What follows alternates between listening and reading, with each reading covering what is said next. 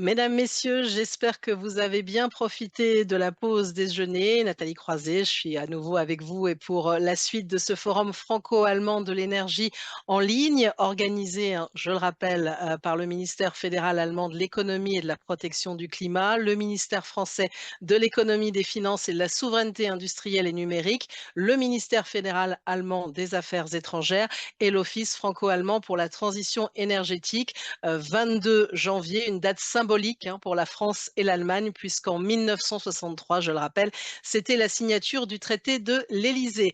Le thème de cette journée, It was on perspectives this day that d'évolution the pour le Élysée design Treaty du marché de was l'électricité en signed, Europe. and we are Vous êtes looking très on the nombreux prospects à for nous the suivre, entre design of 600 the et electricity 700. market in On est Europe. ravis et bienvenue And à tous ceux qui sont avec nous so we encore. are Vous pourrez, je le rappelle, poser um, vos pleased to questions à welcome you l'issue all des back. présentations, également Once des again, let me remind you diaposés que that nous aurons the cet après-midi et presentations, in de la particular the table ronde. presentations that Je rappelle quand même are autant que going to be possible de presented parler this lentement et afternoon, d'éviter we're les looking forward abréviations. to them. Pour nos Please interprètes, je salue à nouveau make Maître sure that you Gouliot speak as Levenfort, distinctly and slowly as Sebastian possible for our Weidmeier, Helen Ferguson, interpreters, who are Alexander Sebastian Schmidt et Weidmeier, Helen Edmund Ferguson, Vitovich. Alexander Et j'en Schmidt, Kate profite pour Vanovich, dire une nouvelle Nathalie fois Pijolet, pour and ceux Ben qui n'auraient Zau, pas entendu, who toutes les have not présentations que heard vous this voyez previously. aujourd'hui et All les of the fichiers audio presentations, seront disponibles as sur well le as the site audio web de files, l'OFAT will à partir be du 4 available on février. the On en arrive au Franco-German sujet qui office s'affiche website devant vous, le starting suivi des February défis 4. et des décisions à l'échelle So now nationale we're dans le looking at contexte the des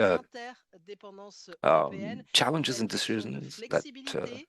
Et il en est largement exist question, at national level in the d'adéquation de context la of production European et de marché. interdependence. Nous allons We'll be voir looking at d'abord du côté flexibility, allemand les um, défis sur la voie generation d'un système adequacy in the électrique markets. We will first renouvelable. look at Pour en the parler, on est German ravi challenges on the d'accueillir road to a Christophe renewable Maurer. Bonjour, merci electricity d'être avec system nous. based on Vous êtes renewable directeur energies. général de And I turn Consantec first to Christoph depuis Mauer. We are Manager 2007, Director of titulaire de diplôme en Consantec électrotechnique et since en sciences économiques. 2017. Et dans You votre have a degree travail, in vous vous electrical intéressez aux engineering and questions de technique des economics. Your work systèmes et focuses d'économie on dans le systems domaine de engineering and l'approvisionnement en economic énergie issues relating to électrique et the de la supply of décarbonisation electricity, des systèmes as well as the énergétiques. decarbonization Merci à of vous, the Monsieur energy Maurer, system. d'être Thank avec you, nous. Mr. Je Mauer, vous for passe la joining parole us. pour 15 And minutes without et nous further ado, you have the reprendrons floor les for the questions next après. 15 Merci minutes, beaucoup. following which we will take questions. Thank you.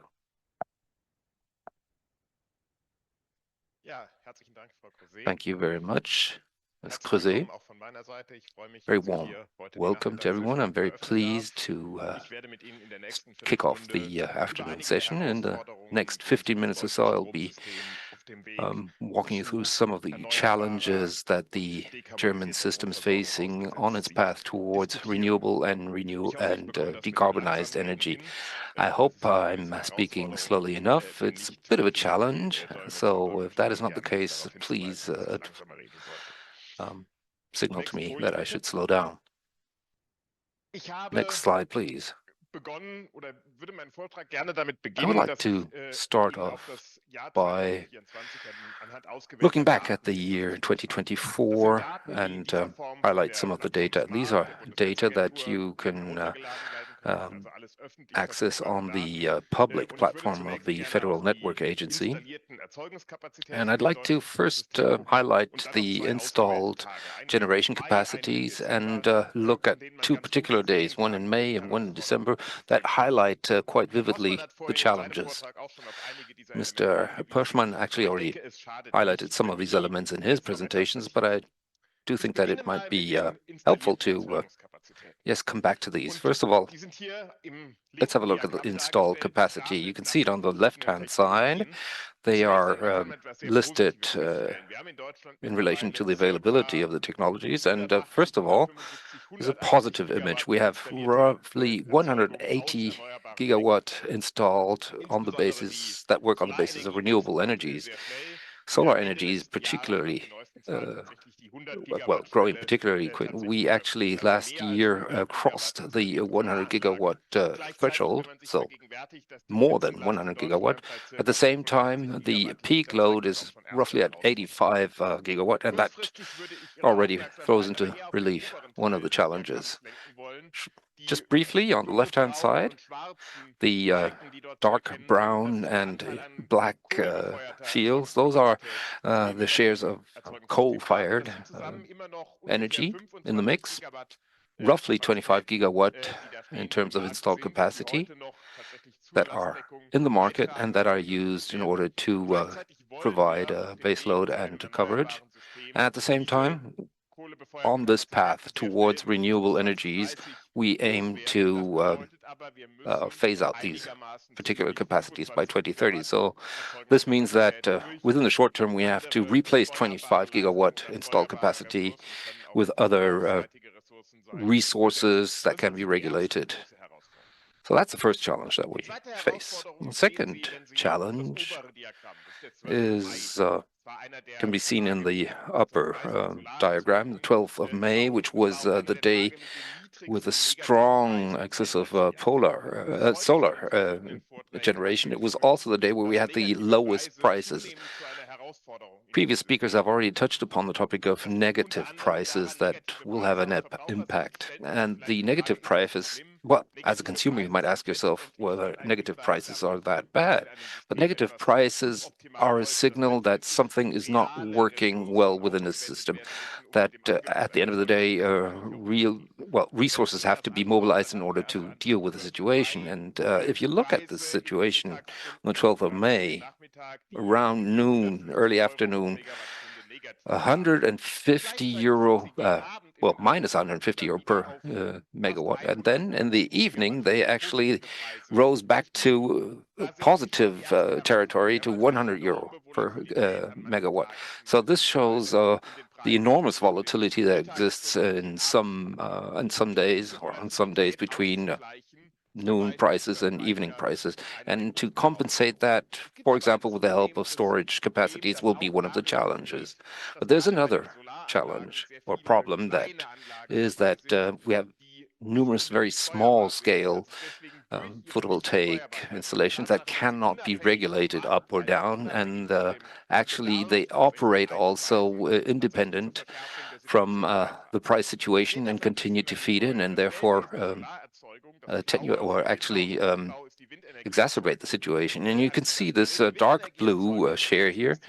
Wind energy is already actively involved in the market, so reacting to market price signals. So if prices become very negative, wind energy installations are disconnected. But when it comes to small-scale photovoltaics, we haven't reached that point yet. Another situation becomes clear if you look at the lower diagram. The 12th of December is actually the exact opposite of what the 12th of May was. That is an area where the yellow and clear blue shares are practically absent.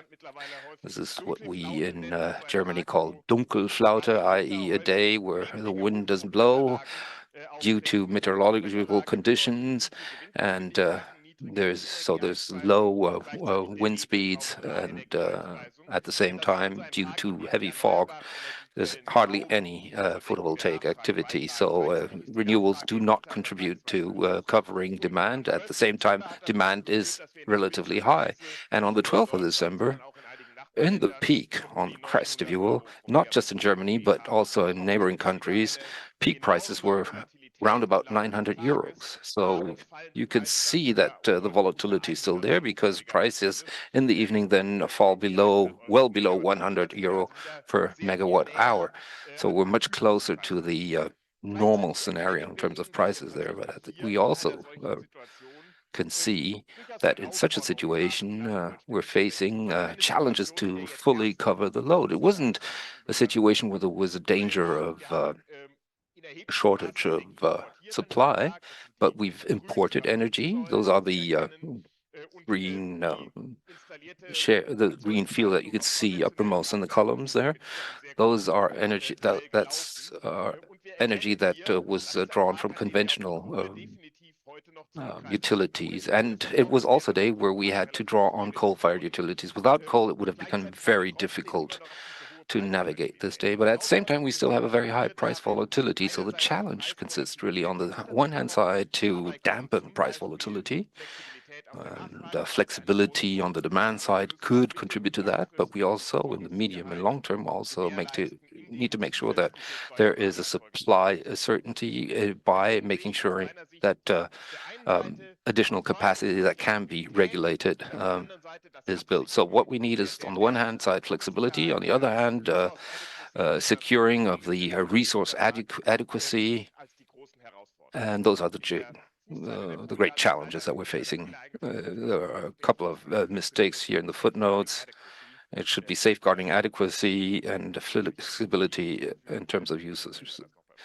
So if we send out the files as we promised we would, the presentation that is, then we will um, correct that. Now allow me to turn to flexibility. What do we have to do in that area? Federal government has announced that it will publish a flexibility roadmap, and this flexibility roadmap, in my opinion, needs to address quite a number of different questions. Therefore, I think it's important to list them here in order to really wrap your head around the dimension of what we're speaking here. First of all, the first challenge is the supply side in the electricity market. I already hinted at it, particularly small-scale renewable energies installations. For example, roof-installed photovoltaic installations have a guaranteed price, which includes a price which is guaranteed for feed-in. And that means that they do not have any incentive to react to price signals from the electricity market because those producers really couldn't care less whether there's too much electricity in the system or too little. So they have no incentive to react to that system. We need to therefore work on our subsidizing systems because they really do not, they work as a dampener really on price signals. And the second point is storage. Two aspects that come into play here. First, on one hand, is that small-scale storage.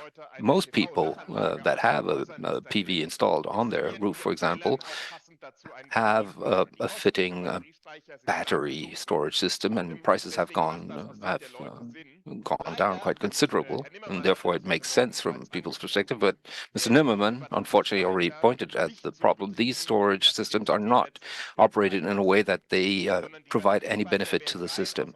So battery storage systems are actually used in order to optimize situation for the owner themselves, but they're not used in order to also provide optimization in terms of the system. And that is a large challenge. And the other challenge are huge storage systems. We don't have that many, but there's a huge pipeline already in terms of large-scale storage.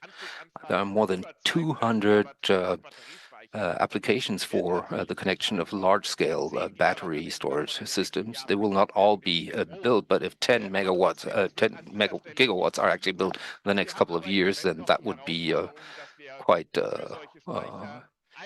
welcome. But we do not have the right signals for a system-compatible choice of the connecting point. And the same also applies to flexibility on the demand side.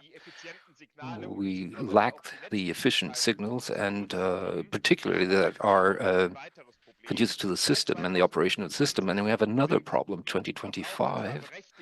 Consumers are entitled to have a price rate which is dynamic, but the tools, smart meters that are used, that you need to really register flexible use are not available. We're far behind the average in Europe, so it will be a huge challenge and task to yes, move ahead there in order to actually create the foundations for a digital energy economy. And then the market design also has to look at flexibility, and a major point is the grid tarification, as it is known, the grid price system, which, as it is, actually encourages inflexibility rather than flexibility. It becomes very clear if you look at the price cuts for energy industry, energy-intensive industries who are actually more encouraged to consume rather than to cut back on consume. So at this yes, at this juncture, this is really clearly a question that we will have to be looking into more consistently in the next coming years. And then I'd like to talk about the resource adequacy.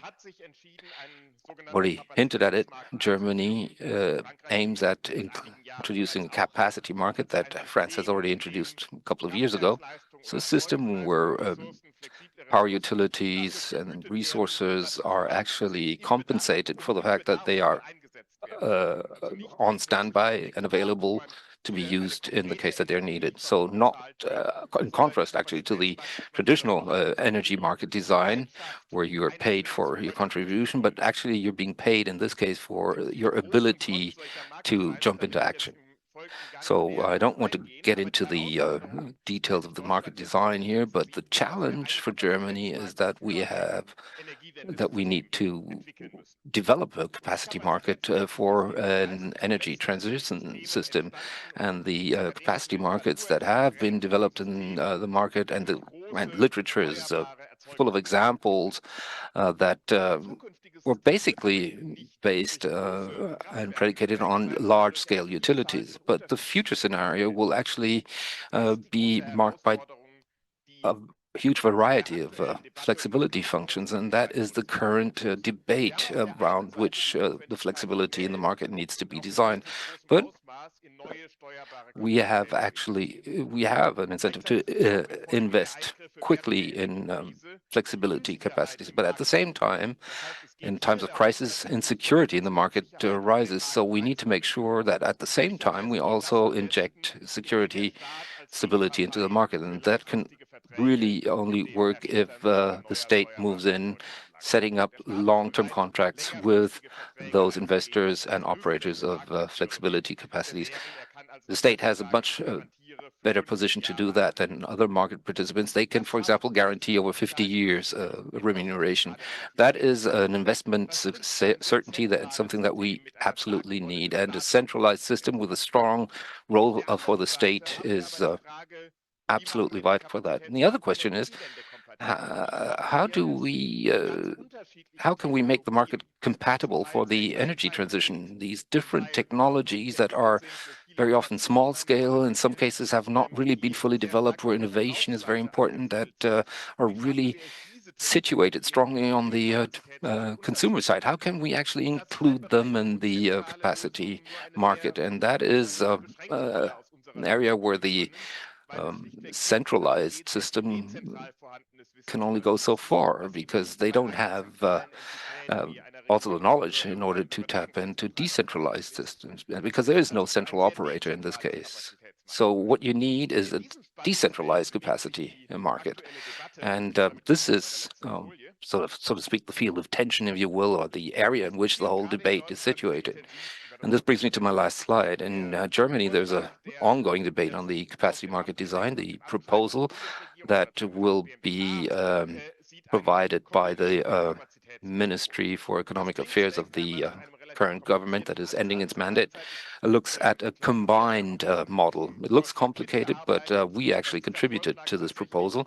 And it is the case that this proposal is probably better situated or better positioned in order to provide investment certainty in this current situation and also a stable outlook to the future. How would this combined capacity market work? And this brings me to the end of my presentation. We have a two-pronged design, if you will. On the one hand side, we have tenders for new generation capacities. This would mean that the state or a state-tasked player would tender contracts that would have long-term remuneration, 15 years, for example. And on the other hand, you have the decentralized system of capacities, something that in France has already been in place,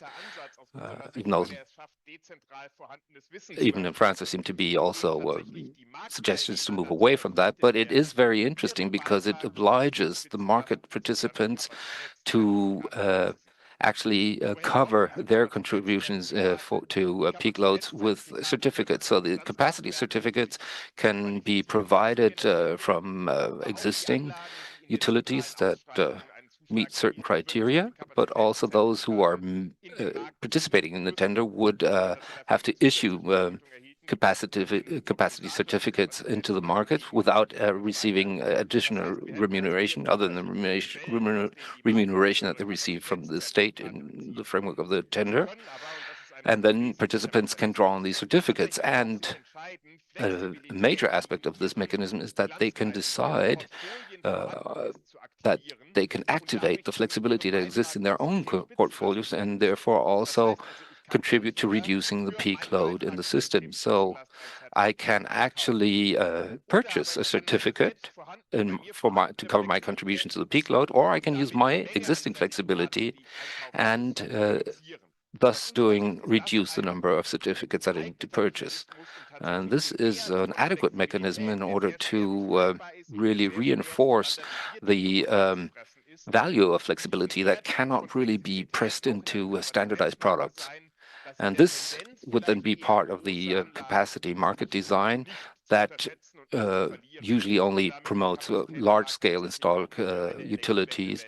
And in so doing, actually, it shapes and designs the capacity market for a changing energy world in this sense. The work is not um, finalized. It will continue under a new government, but I believe that the basic challenges, so investment certainty on the one hand side and flexible capacities, will continue to be important factors in the work that will continue irrespective of who is in the next government. So thank you very much, and I look Merci forward beaucoup to your à vous, questions. Christophe Maurer, pour cette Thank you, présentation. Alors, Christoph pour tout Mauer, vous dire, for et this puis la gardienne presentation. du temps, en I'm actually the francophone, je timekeeper remercie here, tous nos so we actually auditions qui only nous have poseront une 1 minute question for et on va one aussi être question, très and I efficace dans la will réponse. try and C'est le put it sujet to de la you and consommation ask you to be as d'électricité concise as en possible. Allemagne.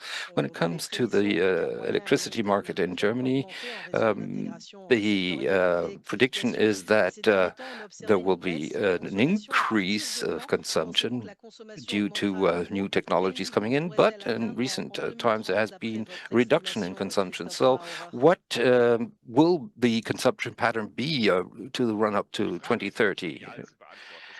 Well, well, it's a difficult question. There are different projections and different reasons also for the yes reduction in consumption. This year we had 650 terawatt hours. Right now we stand at 500, so there's a noticeable reduction. There are two aspects. First of all, the crisis and the still high energy prices for the energy intensive industry that have not really reached the level of before the crisis. So the energy intensive industries have reduced their own production levels, and that has led to a lower electricity consumption. The second factor is that the increase in electricity consumption that we had hoped for and expected, given the increasing electrification in areas such as traffic and heating, has not really fully materialized, or not to the extent as had been projected 3 to 4 years ago. So in contrast to the electricity area, where decarbonization has moved ahead of pace, we know that decarbonization in the heating and traffic areas has been much more fraught and much more difficult. There are hurdles there, and therefore things are just not moving along as quickly as we had hoped. The original plan or projection was that electricity consumption by 2030 would be by 750 terawatt hours, but that looks increasingly unlikely. Where exactly we will, what exactly the consumption will be is subject of debate. I think that looking at the 500 terawatt hours that we see today, there will be an increase, a clear increase. We see that increase also with respect to last year, and we will probably have a double-digit increase by 2030, but exactly how much is very difficult to gauge. Merci beaucoup à vous, Thank Christophe you very Maurer, much, donc Christoph directeur général Mauer, de Consentec, pour votre Director intervention. General of Beaucoup de choses à Consentec. dire Thank you dans for un your temps qui presentation. est There's so contraint. many Nous allons things avoir that des we could regards talk croisés about du in a very gouvernement, mais c'est short important time. We d'avoir do have other ce regard presentations here, sur but it's very l'Allemagne important pour also avoir to la have même this chose du particular côté de la France, view flexibilité, on affairs in adéquation et Germany. We production will also now d'énergie. look Avec at Monsieur Patrick the Geoffroy, je French suis ravie de situation retrouver. Bonjour, with professeur d'économie et directeur du Centre de géopolitique de l'énergie et des We'll be matières hearing premières next à from l'Université Patrice Paris-Dauphine, pour Geoffroy, en dire beaucoup Professor of sur votre Economics and sujet. Director Alors, of the vous avez Centre fait of des Energy recherches et and vous en faites Climate toujours Change sur la Economics. convergence entre He l'électricité et les looks at communications, convergence l'émergence de nouveaux between modèles, notamment la blockchain. energy and Vous avez été communications membre du Conseil mondial de technologies, new l'Association models such as internationale de blockchain. You've been a l'économie de member l'énergie et de l'équipe of d'experts the qui a accompagné la Convention expert team citoyenne pour le that climat. worked Et donc, je vous with passe la the parole pour 15 minutes Citizen aussi de présentation de Convention ces for enjeux. Climate. Merci. and I will hand over to you now to talk to us about the issues facing France on the way to climate neutral electricity system. I do recall that we worked together previously as presenters at a very interesting afternoon of debates and discussions. So I'm particularly happy to be able to take part in marking the importance of cooperation between France and Germany. I'm talking to you from my office at Paris Dauphine University. That is what used to be the NATO building, and in this former NATO building, we've got a great collection of photos. You can see an American president from the early 60s who announced in Berlin, ich bin ein Berliner, so I am a Berliner. And so that really testifies to transatlantic cooperation as well. In this era of uncertainty, Franco-German friendship is all the more important. What I'm going to be talking to you about this afternoon is to underline the challenges on the road to a climate neutral electricity system, looking at this from the French perspective. And I'll sum up, because if I run out of time, then at least you'll have the general overview of my issues that I wish to raise. So starting off with the RTE 2024 appraisal, looking at French production, 95% decarbonized. I'll comment on this slide in a moment. And in my presentation, I'll be looking at a whole host of different challenges, because that was the issue that I was asked to talk about. If you look at French aims to double its renewables in its energy mix, is less than 30% at present. We want to get it above 70% in 2030. There's a number of difficulties. Germany shares some of those, as we've just heard, and it's tricky to transfer uses. That's the first challenge, and France also faces its own specific challenges. For example, investment in the nuclear sector. There are both technical and financial challenges on that front. And that means that there's still a lot of work to be done. Furthermore, it's a rather unusual political period in France, perhaps even more so than is the case in Germany. We face challenges in getting investment in renewables really up and running. And we also need funding for the final cost in a way that is socially acceptable. So that's the post-ARENH system that we're looking at here. For the system that we're moving on from, we have to have the ARENH system for regulated access to incumbent nuclear electricity in France, and we're putting that system behind us and moving ahead. So that's a very general overview. Let me start off by saying the French electricity system is a low-carbon crossroads within Europe. And it really is a crossroads, as you'll see, with flows of electricity going through France. There are exports from France. There's exports from and imports passing through France to Italy, from the Iberian Peninsula north to Germany, and they also are growing in volume. That's particularly spectacular. If you look at the 2021 to 2024 period, if you look at 2024, there are record exports for electricity, which is 95% decarbonized. You can see that. If you look at on the left, it's only comparable with the Scandinavian countries, just to give you an idea of an order of magnitude 21 grams per kilowatt hour, which is quite remarkable. And that's what's exported from France. It's really very low carbon electricity which we are exporting from France. That's very positive and quite striking. Moving on now to the next slide. So that's all just to underline, particularly vis-à-vis debate we've had in France, which may emerge again in the years to come. It's a possibly complicated depiction, but I want to show you that France does benefit from these flows and imports, not just the exports. In certain cases, that pushes the prices down.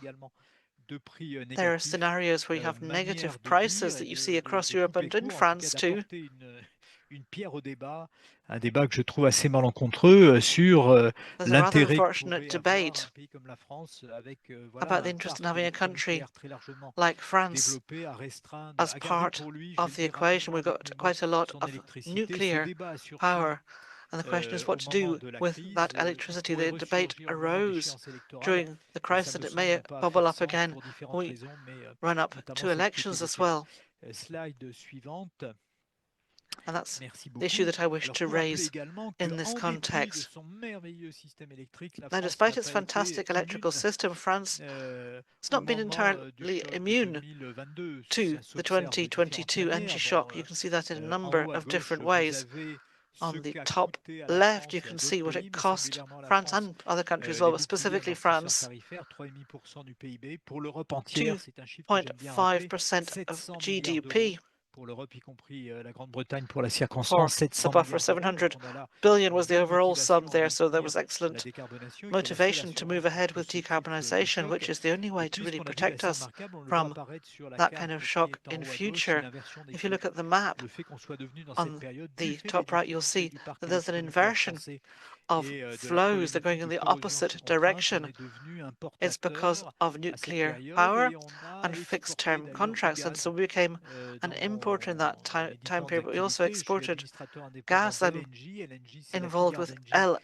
LNG, le gaz naturel which liquéfié. J'ai vu le système se deals with natural gas. And I réorganiser saw the et system for GRT Gaz LNG, and I saw the system exporter, signe également shifting. We de exported coopération franco-allemande, LNG. There's du gaz au moment où Franco-German l'Allemagne cooperation was part of that. exportait It de was exactly at the point in l'électricité time pour when aider la France Germany à faire was face aux exporting difficultés electricity que to nous rencontrions. help France Le get to bilan de tout grips ça with pour the la France, c'est difficulties that it was experiencing. 116 milliards, 116 milliards d'euros 116 billion euro was the total sum d'importation, here de factures when it d'importation came de to gaz de pétrole, mais the également import d'électricité for durant cette année, alors electricity, qu'une année gas, moyenne, on est plutôt aux and oil an alentours de average 50 year. milliards, donc un choc au moins There's 2,5% du about PIB, à nouveau, half qui of that, so doit nous conduire à garder le cap 2.5% du Fit of for 55 GDP, et plus which means encore we really au-delà need to de steer 2020. towards Dans la slide fit for suivante, 55 on voit resolutely. That's the only apparaître way to sur la avoid scène such voilà, difficulties in the les future. difficultés, en tout cas les objectifs.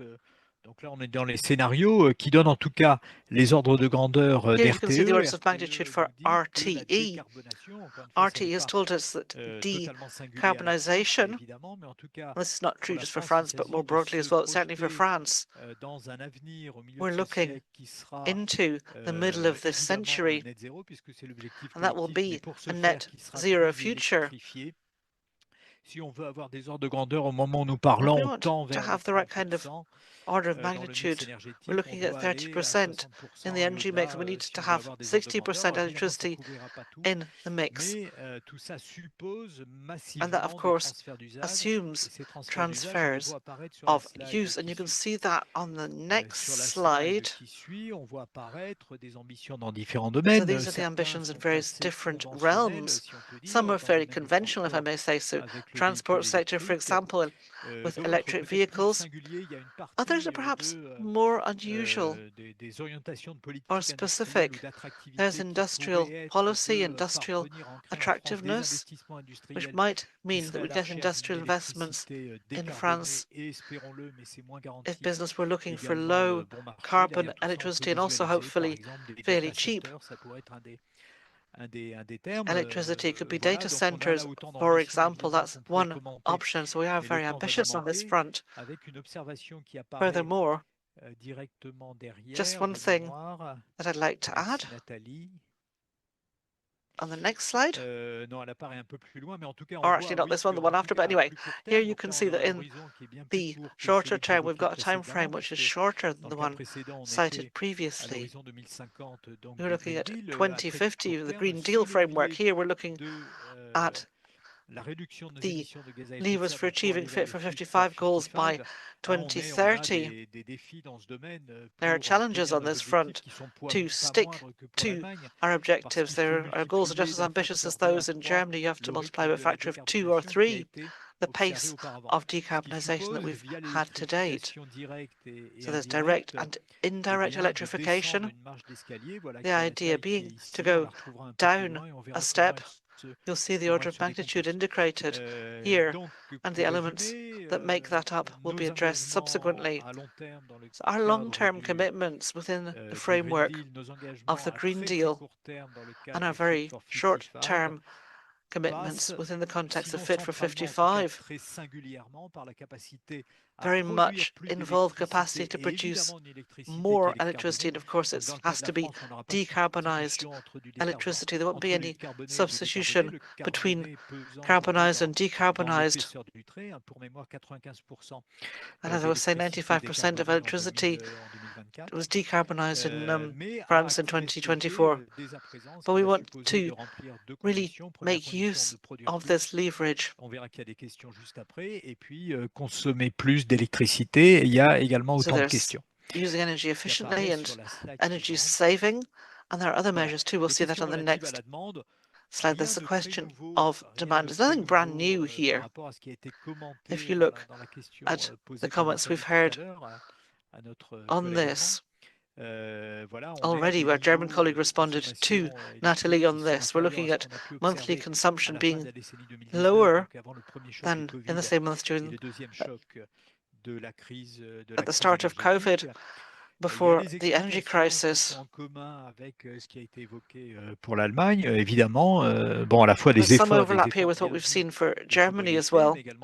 There's energy saving, which is positive, but there's also destruction of industrial demand, price levels which really rein in appetite to consume energy. And more worryingly, and that actually feeds back into questions of public policy, you don't really see electric vehicles taking off, at least not as fast as they should. And there's this rather singular situation in France. There's debt, which makes us different from Germany on this front. There are various sectors that could be involved in the shift to electric vehicles, but we haven't provided sustained support to those sectors as we could.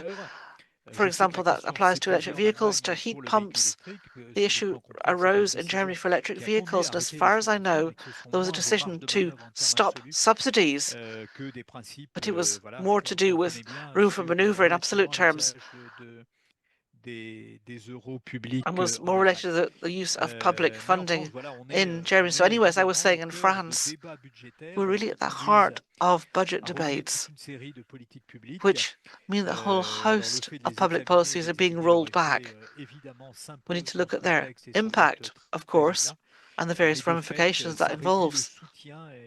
But across the board, it does reduce the support available for shifting to different users and boosting demand on this front. We're also lagging behind in our capacity to generate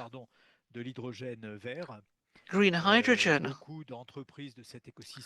A whole host of firms in this ecosystem have shifted their investment plan, putting the deadlines 5 years or more into the future.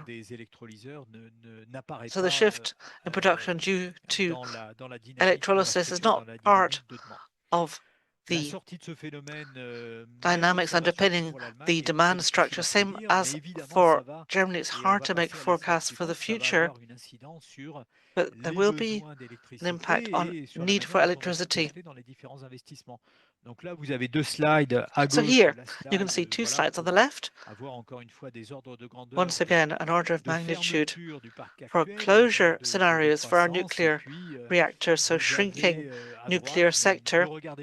And on the right, but don't look at the details because it's not terribly salient. What's interesting is to look at the requisite substitution between bringing new reactors online.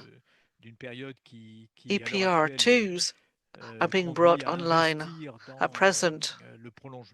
There's investment in extending their life cycle. So we'll have to have a kind of relay effect between those various generations of reactor. In France, we're back at production levels that are more satisfactory in the nuclear sector than they were at the heart of the crisis and have wriggle room to keep on growing. But that will only work with investment into EPR2s. And the design of EPR2 has not been entirely implemented. The funding model is currently up for debate. That's crucial, of course. We know that for such enormous investment sums, for particularly long term, the cost of capital is enormously important when it comes to determining the cost of the kilowatt hour. It's very complex, but it's partly also because of the current political situation in France, and hence that debate has not yet been wound up yet and concluded. So the situation is a bit worrying for EPR2. Looking now to the Fit for 55 deadline and capacity on that front, energy sector and emissions on that front, scope to cut emissions by 2030 does very much rely on the nuclear sector, optimizing existing nuclear power stations, and the Flamanville 3. The Flamanville 3 is being opened, it's an EPR2, but of course that depends upon additional investment and getting that online. When it comes to renewable electrical generation, we need to have a public debate which will make it possible to reduce the cost of deployment. Europe as a whole has indeed, to date, managed to make these investments, but there's a challenge moving forward to keep doing that. If we need to provide for greater demand, we'll have to produce with more renewables and boost capacity on that front. And then the last challenge I wanted to address is the question of whether it be possible to have higher electricity prices against the backdrop of all of these investments.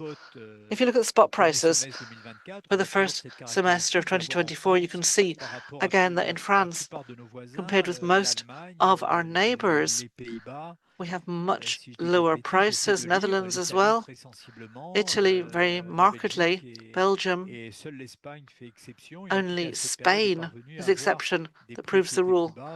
They had lower prices in this period, although, of course, there's more carbon in their electricity generation. That is the general framework, and that's viewed as the backdrop to the social pact in France.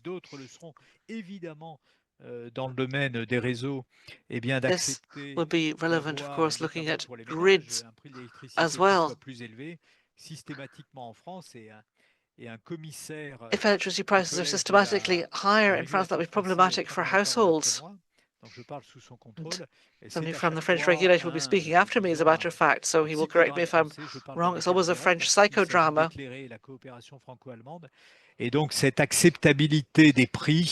If we're looking at the Franco-German tandem, there's a need to think about the acceptability of prices